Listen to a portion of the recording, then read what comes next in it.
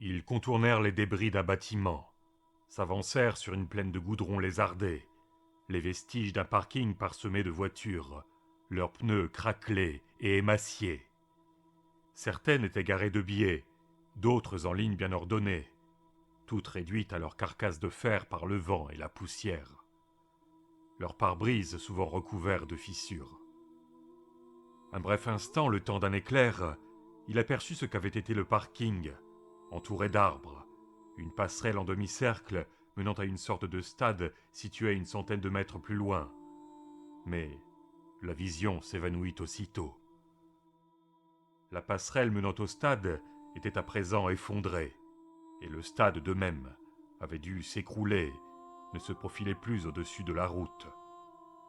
Dans le parking, la plupart des voitures étaient vides. Cependant, il lui sembla voir des corps lovés dans les sièges de certains véhicules, morts depuis longtemps. Certaines portières étaient ouvertes, et ici et là, sur les pans les plus intacts du goudron, il découvrit d'étranges taches sombres, des formes distordues, qui n'étaient pas sans rappeler celles de cadavres humains. Ils arrivèrent à proximité d'un angle du parking, au-delà duquel des routes partaient vers les 4 points cardinaux. Ils firent une pause, et la mule qui cheminait à ses côtés se tourna vers lui. « Est-ce que cet endroit vous semble familier ? » « Certains détails, admit Orcaille. « Pouvez-vous nous indiquer la direction à suivre ? » ?»« Je ne sais pas, je vais essayer. » Il scruta la route qui s'étendait au-delà de l'intersection, là où la colline descendait vers un champ de décombres. Il essaya de se souvenir de ce qu'il y avait eu là. Des dortoirs, peut-être. À sa gauche, la route montait en pente, vers ce que son sommet pouvait bien cacher. Sur la droite, la route descendait d'abord vers l'est, puis vers le sud, pour révéler la plaie obscure qui avait remplacé la vallée en contrebas. Le lac plus loin, un gris moucheté à l'horizon. « Dans quelle direction ? » demanda la mule. « Ne perdons pas de temps. » Orcaille leva les mains comme pour signifier son ignorance, les laissa retomber. Tout droit, dit-il finalement. Les mules échangèrent un regard, mais à cause de leur capuche, Orcaille eut du mal à lire l'expression de leur visage. « Allons donc tout droit, » fit la mule qui le portait, et ils se mirent en route. Une descente en pente douce, mais laborieuse. Naviguer parmi les gravats, puis, bientôt, une plaine poussiéreuse. Le vent se fit plus fort et souleva des nuages de particules. Il regretta de ne pas porter de combinaison. Il plissa les yeux, finit par tirer sa chemise pour couvrir sa bouche, son nez. Ils dépassèrent une ancienne piste d'athlétisme, avec des gradins à moitié effondrés, et contournèrent un autre stade juste au nord, celui-ci plus large et en meilleur état. Les mules se tenaient à une distance généreuse de l'édifice. « Pourquoi est-ce que vous l'évitez » demanda Orcaille. « Quelqu'un pourrait y habiter, » lui répondit la mule qui le portait. « Ça ne ferait que nous retarder si on devait le tuer. » Un motel en ruine, les restes d'un musée, une réplique décrépite de squelette de dinosaure à son fronton. Il gardait le rythme, les mules ne montrant aucun signe de fatigue. Un autre parking, celui-ci plus grand, et constellé de larges cratères d'explosion. Ils le traversèrent, débouchèrent sur une route plus large que celle qu'ils avaient empruntée jusque-là, à 4 ou peut-être 6 voies, difficile à dire dans l'état où elle était. Dans son esprit, elle comptait 6 voies, mais qui sait si c'était son imagination ou s'il s'en souvenait ainsi. La route était déformée et éclatée par endroits, mais toujours plus intacte que les rues qu'il avait vues plus tôt. À un angle s'érigeait un poteau, supportant un panneau signalétique, mais le sable ou la poussière l'avaient si bien décapé qu'il n'en restait que le métal nu. « La route du néant !» pensa Orcaille. « Ce nom fera tout aussi bien l'affaire. » Une fois engagés sur cette route, ils progressèrent plus rapidement. « C'est prometteur, » dit la mule qui marchait à ses côtés, sa voix à peine audible dans le haut-parleur. Son haut-parleur devait être saturé de poussière, à moins que ce ne soit son micro qui soit mal aligné. « Lequel des deux es-tu » lui demanda Orcaille. La mule trébucha, puis se ressaisit. Elle s'approcha, s'appuya sur l'épaule de l'autre Q, sa main posée légèrement sur le flanc de Orcaille. « Je suis le plus âgé, » lui répondit-il. « Le premier, » dit Orcaille. Le Q secoua la tête. « Le premier de nous deux, mais pas le premier. » « Pardon, » fit Orcaille. « Je ne me souviens pas comment s'appelle le plus âgé. »« Je ne pense pas qu'on vous ait dit comment s'appelle le plus âgé. » »« Non, ce n'est pas ce que je voulais dire. Le plus âgé de vous deux. Ton nom !»« Ah !» répondit le Q. « Il fallait le dire. Je m'appelle Katik. »« Katik, bien sûr. » »« Pourquoi dites-vous bien sûr? Est-ce inévitable ?» Orcaille haussa les épaules. « Je n'en sais rien. C'est juste une façon de parler. Pourquoi avez-vous été choisi pour cette mission ?»« C'est un honneur d'avoir été choisi. »« D'accord, mais pourquoi? Pourquoi vous deux ?»« Vous êtes notre raison d'être. »« Comment c'est arrivé que je sois votre raison d'être ?» ?»« Vous l'avez toujours été. » lui répondit Katik. Ils marchèrent un moment sans dire mot, Katik toujours appuyé sur son frère. Orcaille revint à la charge. « Qu'est-ce que tu penses de Rasmus ?» Katik se tut un moment. « Que voulez-vous dire ?» lâcha-t-il enfin. « Rasmus est ce qu'il est. » « Qu'est-ce que tu veux dire par « il est ce qu'il est » demanda Orcaille, l'air confus. « Exactement cela. » lui répondit Katik. « Rasmus est Rasmus, et personne d'autre. » Ça n'explique pas ce que tu penses de lui. Est-ce que tu l'aimes bien ? Il est ce qu'il est. Il est sa raison d'être. Qui suis-je pour juger de la manière dont il l'accomplit ? Sa raison d'être est différente de la nôtre, et je suis loin de l'appréhender aussi clairement que la mienne. C'est propre à chacun. Je suis sûr que vous comprenez. D'accord, j'imagine. Mais en quoi est-ce que ça répond à la question de savoir si vous l'aimez bien ? Exactement. Comment pourrais-je aimer ou ne pas aimer quelqu'un dont je ne comprends la raison d'être qu'imparfaitement ? Je peux parler de vous, par contre, avec plus de compétence. Vous êtes la charge. De ce que je saisis de cette portion-là de votre être, vous l'accomplissez admirablement bien. Vous êtes résistant sans être excessivement lourd. Vous ne vous débattez pas lorsqu'on vous porte. Vous ne criez pas, sauf si vous êtes blessé. Et vous ne tombez pas, bien que vous ne soyez pas attaché. Charge, j'apprécie la manière dont vous accomplissez votre raison d'être. Appelle-moi Orcaille. Et apprécier la manière dont j'accomplis ma raison d'être n'est pas la même chose que de m'apprécier moi. Mais que sommes-nous sinon notre raison d'être ? Charge Orcaille, j'aime bien la manière dont vous accomplissez votre raison d'être. Juste Orcaille. Ils auraient pu poursuivre la conversation, mais Kanik grogna et repoussa le bras de Katik. Katik se tut, s'écarta petit à petit. Ils marchèrent d'un pas maintenant plus preste, Kanik berçant Orcaille au rythme de sa foulée.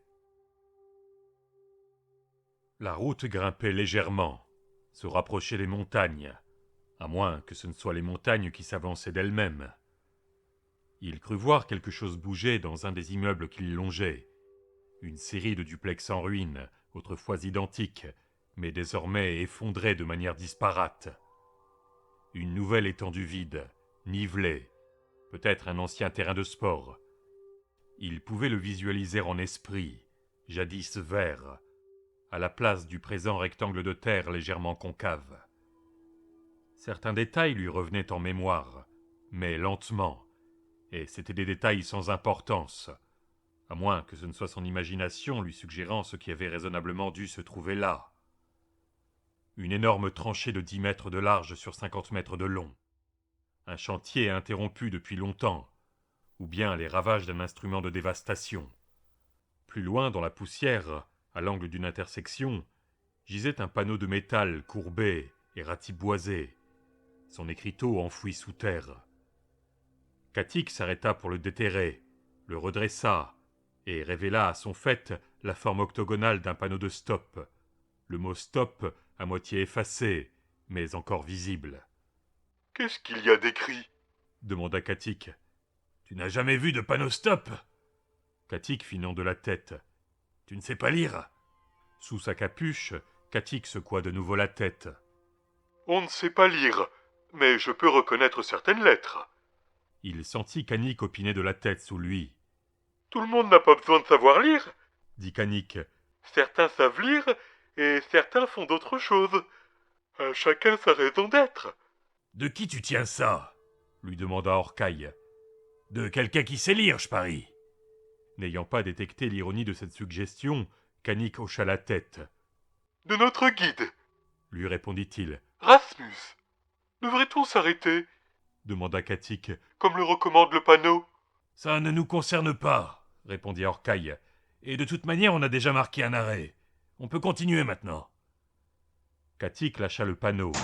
Ils cheminèrent, Kanik s'arrêtant de temps en temps pour caler de nouveau Orcaille sur ses épaules. Un centre commercial détruit, flanqué d'un bâtiment presque intact. « Probablement une banque, » pensa Orcaille, avant de s'apercevoir qu'en effet, c'était bien le cas. Ce n'était pas un pressentiment, c'était un souvenir cette fois, il en était presque sûr.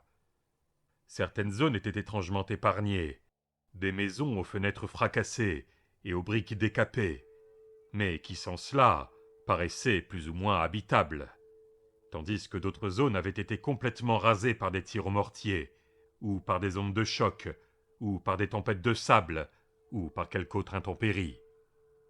Quelquefois ces zones se côtoyaient, séparées par une transition brutale, une juxtaposition artificielle, arbitraire au point de le faire douter de la réalité de ce paysage. Un lieu de rassemblement mormon, presque complètement ravagé, sinon pour sa flèche érodée et son toit aplati. Les maisons se firent plus rares, moins fréquentes, puis elles devinrent momentanément plus régulières, avant de se raréfier de nouveau. Ils abordèrent un vaste carrefour, sectionné par une route aussi large que celle qu'ils empruntaient, et les mules firent halte. « Dans quelle direction ?» demanda Katik. Orcaille secoua la tête. « Je ne sais pas. »« Dans quelle direction ?» redemanda Katik, comme s'il n'avait pas entendu. Ne sachant quoi faire d'autre, Orcaille poussa la tête de Kanik vers l'avant et le fit avancer jusqu'au milieu de l'intersection. Arrivé là, il regarda des deux côtés. À l'est, la route bifurquait rapidement vers le sud, longeant une arête élevée. À l'ouest, elle se prolongeait en ligne droite, montée légèrement. En face d'eux, la route continuait peu ou prou vers le nord, s'approchait toujours des montagnes. La carte que leur avait confiée Rasmus indiquait un chemin entre les montagnes et le lac. Pour l'instant, décida Orcaille, il resterait à proximité des montagnes, jusqu'à ce que le lac apparaisse. Il poussa de nouveau la tête de Kanik vers l'avant, et ils traversèrent droit devant eux.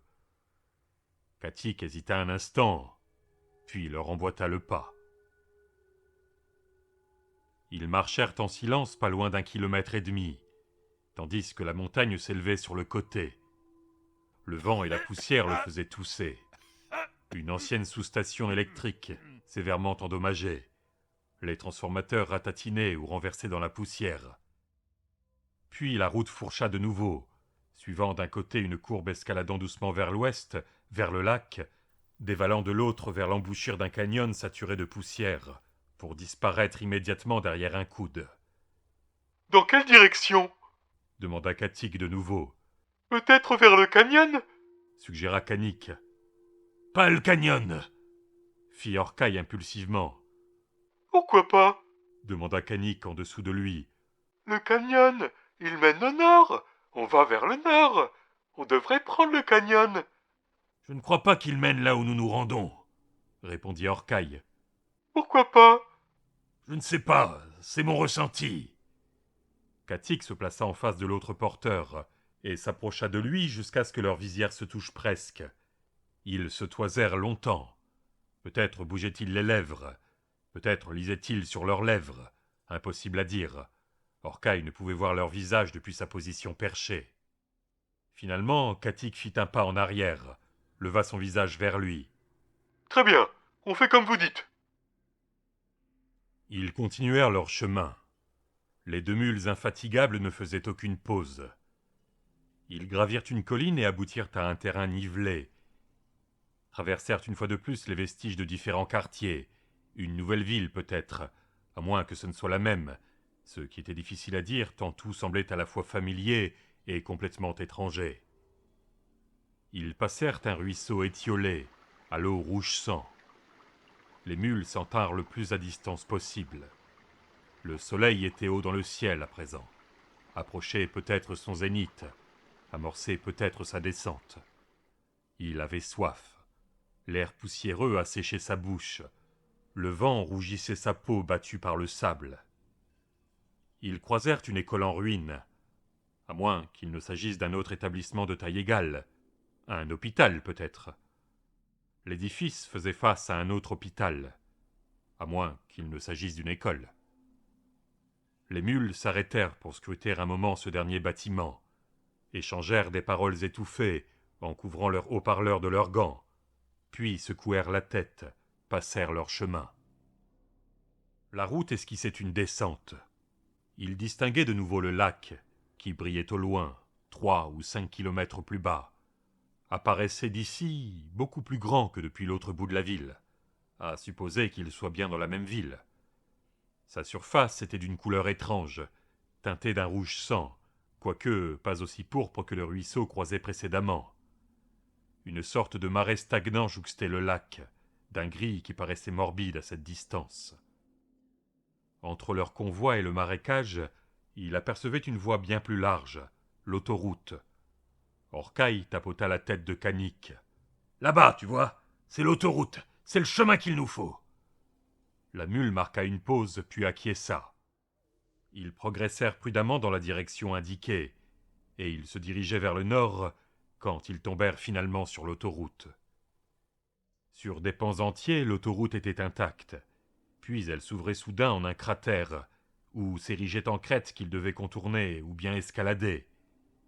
Elle s'infléchissait légèrement en direction du nord-est, en suivant de loin la rive du lac, et pendant 1 ou peut-être 2 ou 3 heures, Orcaille se figura que c'était la mauvaise route. Une fois ou deux, il voulut s'ouvrir aux mules, mais il ne savait pas quoi leur dire exactement, pas plus qu'il ne savait quelle autre route emprunter. Le lac était sur la carte, et peut-être suivait-il le bon chemin après tout. Voyait-il du reste d'autres autoroutes alentour ? Finalement, la route dévia légèrement vers le nord, et commença à grimper. Il apercevait au loin l'endroit où elle atteignait le versant le moins raide de la montagne, à des kilomètres de distance. « Tout allait bien, se dit-il. C'était la bonne route. »